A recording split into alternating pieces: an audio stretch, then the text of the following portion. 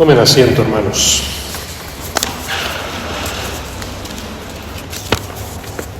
Estamos en esta semana en la que iniciamos la Cuaresma, llamamos la Semana de Ceniza.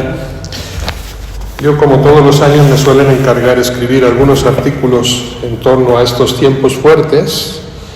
Yo no tuve la oportunidad de estar aquí en esta parroquia el miércoles, por tanto, me gustaría comenzar compartiendo con ustedes esta reflexión que creo que es importante para que entendamos después bien todo el contenido de la Cuaresma, en su verdadero significado y en su auténtica profundidad, es decir, no quedarnos simplemente en la apariencia, en la que muchas veces nos manifestamos estrictos, ¿no?, en lo que es el ayuno, la oración, la penitencia, la limosna, que son las prácticas cuaresmales por antonomasia. Pero como acabamos de escuchar del profeta Isaías y en este salmo, ciertamente, posiblemente la apariencia o el aparato externo no es tanto lo que le agrada a Dios, sino el corazón contrito y humillado, es decir, la intención profunda que hay cuando nosotros realizamos esas prácticas, que no pueden quedar simplemente en la apariencia externa, sino encontrar el verdadero sentido y profundo del corazón. Y por eso yo creo que debemos de encuadrar bien el significado de la Cuaresma y por qué precisamente la hemos iniciado con esa mancha de ceniza en nuestra frente, en nuestra cabeza. Miren, el tiempo de Cuaresma siempre, desde hace algunos siglos, se abre precisamente con ese poco de ceniza depositada en nuestra frente, mientras que repetimos esa aseveración o ese imperativo: acuérdate que eres polvo y al polvo volverás. No sé si cada uno de nosotros ha llegado a entender en manera plena lo que significa esta expresión de volver al polvo, porque a lo largo de la historia de la Iglesia ha tenido varias interpretaciones, varios significados. Cada uno de ellos yo creo que podríamos decir correcto en sí mismo, pero no plenamente. Yo voy a intentar compartir con ustedes un poco mi interpretación. No sé si les resultará válido o no, no es doctrina de la Iglesia, es teoría teológica, y como digo, sin anular los demás significados que se le ha dado en siglos precedentes. Quiero empezar diciendo que es un modo extraño de prepararnos a una fiesta, porque en el fondo es eso lo que estamos haciendo. Y es lo primero que tenemos que entender, que la única razón de la existencia de estos 40 días penitenciales es la Pascua. Es decir, nos proyectamos hacia la mayor de las fiestas posibles en nuestra religión, que es la resurrección de Jesús. Por tanto, ya desde el inicio tenemos que tener en cuenta que no es un indicador de muerte, sino de vida. Por tanto, ya queda desentrañado aquí cualquier interpretación posible a la tumba, que es lo primero que se nos viene a la cabeza cuando escuchamos la expresión eres polvo y al polvo volverás, ¿no? Enseguida pensamos en la tumba. No, tenemos que pensar en una tumba vacía, es decir, en la resurrección. Jesucristo, como primogénito de todos, resucitó de entre los muertos, como lo haremos también nosotros. Por tanto, es curioso que en lugar de embellecernos, de pintarnos, de perfumarnos, usamos como cosmético un poco de polvo, un poco de ceniza. Es llamativo, y es importante que, porque es llamativo, la Iglesia quiere llamarnos la atención sobre este símbolo. Embellecemos nuestro rostro ensuciándolo con tierra. Se trata de un rito que muchos cristianos de nuestro tiempo podemos posiblemente rechazar, incluso con cierta rabia interior, y en nombre, yo diría, de la dignidad de la persona, porque la ceniza no nos dignifica, no, sino que nos abaja. Y yo he escuchado en muchas ocasiones ese juicio, pienso que poco racional o que entraña poco conocimiento teológico, en el que se puede considerar simplemente una reliquia de gusto dudoso ciertamente en nuestro tiempo, de ese almacén devocional de la Edad Media que hemos ido heredando, ¿no?, con el paso del tiempo. Y mucha gente pues es alérgico a estas celebraciones. Aunque nosotros en México, por lo que he visto siempre a lo largo de estos últimos años de mi vida, pues somos muy propensos, ¿no?, a todos estos signos que son casi indicadores de una religiosidad popular. Es decir, gente que normalmente no viene a la iglesia, tú ves que hacen fila el miércoles de ceniza para ponerse ese signo. Precisando un poquito más, yo creo que hay que advertir al hombre de hoy que el anuncio del miércoles de ceniza y de este simbolismo ritual es un anuncio de vida, no es un anuncio de muerte. La ceniza se coloca, por tanto, en la dinámica de la Pascua y no en un ambiente fúnebre. Yo creo que solamente la gente superficial podría arrebatar esta enseñanza religiosa del miércoles de ceniza para rebajarla a un contexto simplemente de desprecio de la naturaleza propia del hombre. Miren, en la misma liturgia del miércoles de ceniza leemos esta introducción. Tú, Señor, amas a todos los seres y no odias nada de lo que has hecho en ellos. Yo creo que esa misma expresión anula cualquier intento de falta de dignificación de la persona por parte de estas prácticas religiosas. Y yo creo que todo tenemos que entenderlo desde la dinámica paradójica, entiendan bien este apelativo, ¿no?, de la fe. Es decir, convertir estos gestos en un testimonio de grandeza. Así es como tenemos que interpretarlo. Acuérdate que eres polvo y al polvo volverás. Yo digo que es sencillamente el recuerdo de nuestro originario material de construcción. Es decir, es una vuelta al principio, es una vuelta al Génesis. Entonces recordarán cómo Dios crea al hombre, ¿no? Coge un poco de tierra, coge un poco de polvo y como barro en manos del alfarero lo va diseñando.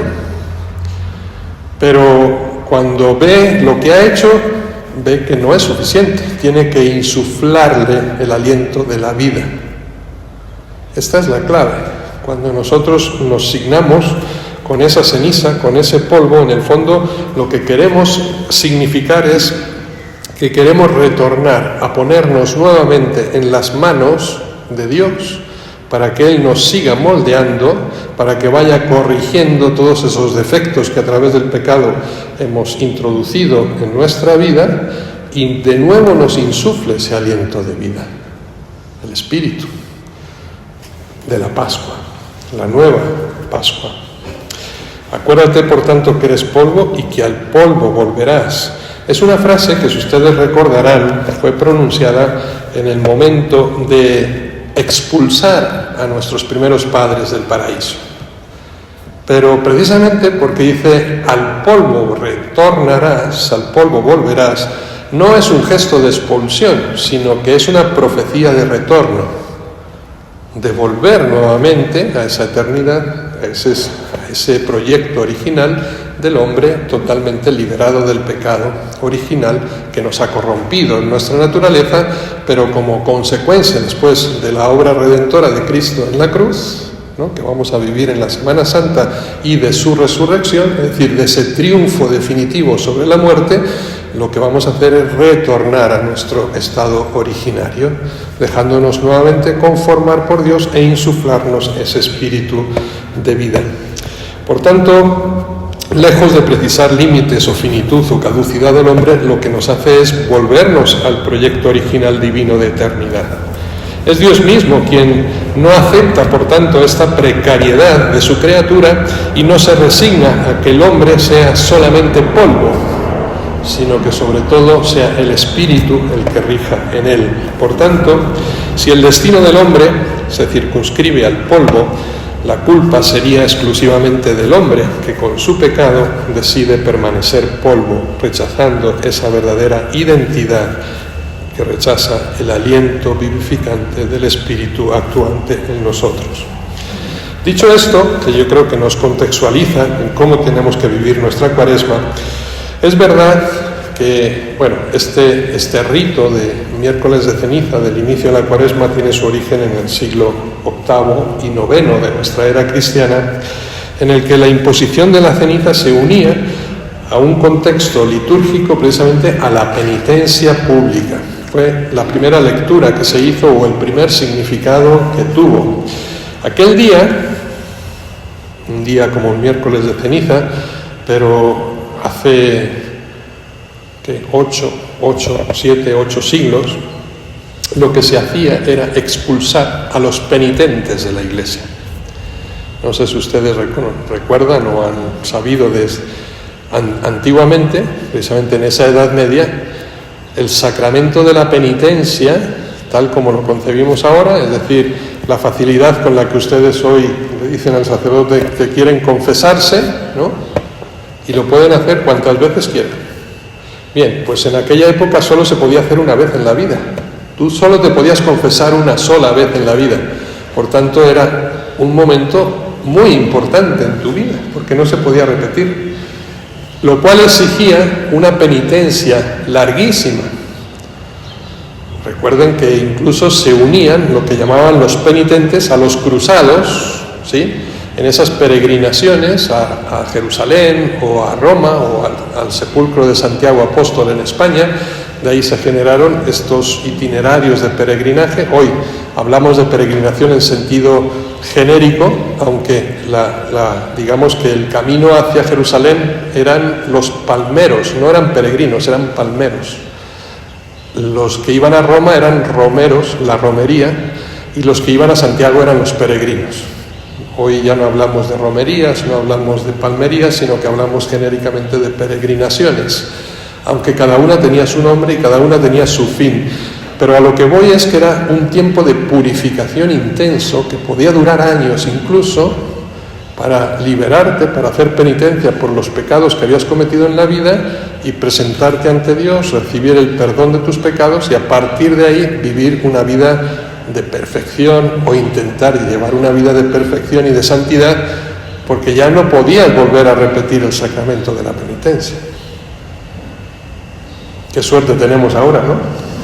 No sé si es suerte o es una desgracia, porque como tenemos esa facilidad, pues a veces también el diablo astutamente dice, bueno, peca porque después te puedes arrepentir, ¿no? Y nos va imbuyendo en esa dinámica del pecado, ¿no?, que obviamente cada vez nos va haciendo peores.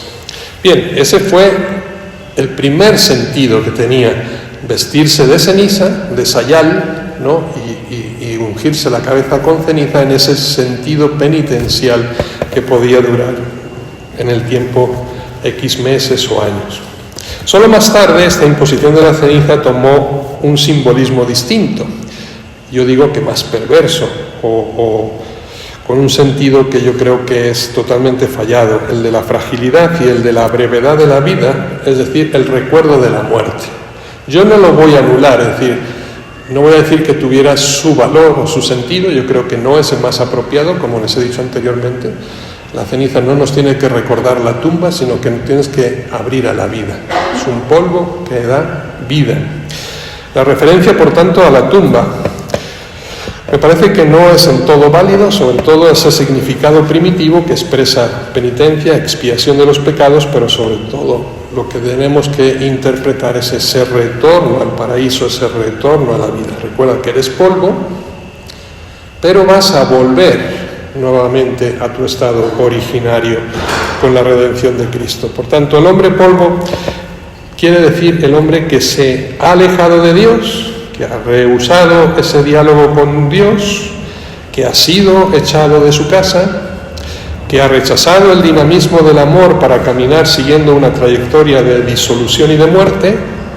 El hombre polvo es el hombre que se opone a Dios, que da la espalda a su propio ser, que se condena a la nada por el pecado. Pero en este dramático itinerario de alejamiento y de disipación existe la posibilidad del retorno al origen. En lugar de precipitarnos hacia la tumba, es posible cambiar de dirección ahí el espíritu de la conversión que tiene que estar siempre presente en nuestra Cuaresma, y volver a la fuente, es decir, volver a abrirnos a Dios para que insufle su espíritu vital, su espíritu de vida en nosotros. Acuérdate que eres polvo, pero del polvo volverás a Dios con tal de que lo quieras, y este es el momento para hacerlo. Me vuelvo tierra, me confío al constructor para que me rehaga nuevamente de todo, como barro en manos del alfarero, como nos recuerda también el Salmo, reconociendo que nos hemos equivocado, que hemos perdido el camino de la vida, que hemos perdido nuestro derecho hereditario del reino de los cielos. He comprometido incluso a otros con mi pecado. Recuerden que el pecado tiene siempre esa condición pública como consecuencia desastrosa también dentro de la comunidad eclesial. Es decir, los efectos de nuestro pecado no solo se reducen en nosotros, sino que afectan también a nuestro entorno y a las personas que nos rodean. Y es justo que me ponga precisamente en la puerta, ya no de salida, sino de entrada y de retorno, para volver al Espíritu de Dios. O sea, que nos hagamos materia prima en las manos del Señor, y Él se inclinará aún sobre este polvo para darle ese aliento de vida. Así mi nada es tocada por esa plenitud divina de nuevo. De la ceniza salta esa chispa de vida, y ahora esa sutil capa de polvo que no puede ocultar el esplendor del rostro del Hijo de Dios en nosotros, como imagen divina, creados a su imagen y semejanza. Todo pues comienza de nuevo. Puede ser nuevo si yo lo acepto de esa manera. No el fin, que es la muerte, sino el principio, que es siempre la vida. No el montoncito de ceniza de la tumba, sino ese puñado de tierra en las manos del artífice, ese poco de tierra dispuesta a recibir una vez más ese aliento de convertirse de nuevo en un ser viviente. La cita, pues, con la ceniza es fundamentalmente una cita con la vida. Dios hace surgir la vida del polvo. Este es el verdadero sentido de nuestra Cuaresma, y lo que va a dar contexto, sí, y espíritu a todos nuestros actos de penitencia. Hoy el Evangelio y las lecturas nos recordaban el ayuno de una manera especial, pero al mismo tiempo escuchábamos de una manera muy radical como el profeta Isaías nos decía: el ayuno que Dios quiere no es simplemente una privación del alimento, no es que no comas carne o que te prives de una comida, sino que evitemos todo capricho superfluo en nuestra vida, o todo elemento dañino que hay en ella que nos aparta de Dios, para acomodar nuestro espíritu al plan de Dios. Un corazón contrito y humillado, ese es el ayuno que Dios quiere. Entonces no se trata de ver la exterioridad, ¿no? El mismo miércoles de ceniza escuchábamos este Evangelio: cuando ayunes, no lo hagas delante de la gente para que te vean y te admiren, no, en lo escondido, en el silencio. Sí, y Dios, que ve en lo escondido, no te lo recompensará. Igual la oración, igual la penitencia, cualquier tipo de penitencia que hagamos, igual la limosna, que no sepa tu mano derecha lo que hace tu izquierda y viceversa. Es decir, todo lo que hacemos, lo hacemos de cara a Dios, y no simplemente como un acto de culto externo, ¿sí?, y expresión de nuestra religiosidad delante de los hombres. Esto es lo importante, encontrar el espíritu que hay detrás de estos 40 días penitenciales que la Iglesia nos deja precisamente como preparación, exclusivamente como preparación para vivir el acontecimiento de la Pascua. ¿Y qué es la Pascua? Es la fiesta, ¿no? Son las bodas del Cordero, es el desposorio de Dios con el hombre. ¿Puede el hombre ayunar mientras el novio está presente? No, esta es la clave. Si nosotros vivimos en esa presencia de Dios, el ayuno no se reduce simplemente a privación, a sacrificio, ¿no?, a renuncia, sino es el gozo precisamente de agradarle a Dios en todo aquello que Él quiere para mí, sabiendo que incluso lo que Dios quiere y ama es lo mejor para mí. Espero que les sirva para iniciarnos y vivir plenamente estos días cuaresmales. Que así sea.